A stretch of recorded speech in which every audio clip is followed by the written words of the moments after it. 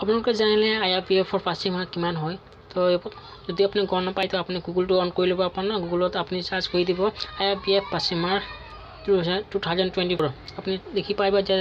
তাত লিখা আছে যে 50 ভিতৰত 50 আপ পাব লাগিব মানে 100ৰ ওপৰত 50 আপ পাব লাগিব কিন্তু এইটো নহয় ইয়াত বল দিয়া আছে যদি আপুনি সাৰ্চ কৰে তেনে আপুনি দেখি পাব যে আপুনি 40 মাৰ্কস হয় পাছিং মাৰ্ক 40 হয় আউট অফ 50 নহয় কিন্তু 40 the next syllabus আপুনি চেক কৰি এই syllabusটো আপুনি কি rule of syllabusটো আপুনি ডাউনলোড কৰি ল'ব 2000 তাতে দেখি পাব যে তাত দেখি পাব যে 40 থাকে 40 লিখা আছে সেই মই আপোনাক স্ক্ৰিনশ্বট এটা দি আপোনাক বুজাব চেষ্টা কৰিছো যে আপুনি যে সালক ভালকৈ চাই ডেটাটো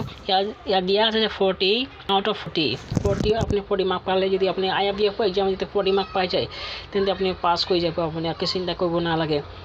কিন্তু ইয়াত দিয়া আছে 45 কিন্তু এইটো ভুল দেখাই আছে সেই মই কোৱা মতে আপুনি এই সিলেবাসটা ডাউনলোড কৰি ল'ব এই সিলেবাসটা আপুনি ডাউনলোড কৰি ল'ব তাত দেখিব যে তাত 40 থাকিব 40 আপ হ'ব লাগিব যদি আপুনি 45 41 42 ইমান পাইছে আপুনি নিশ্চয় আপুনি পাস কৰিব চিন্তা কৰিব নালাগে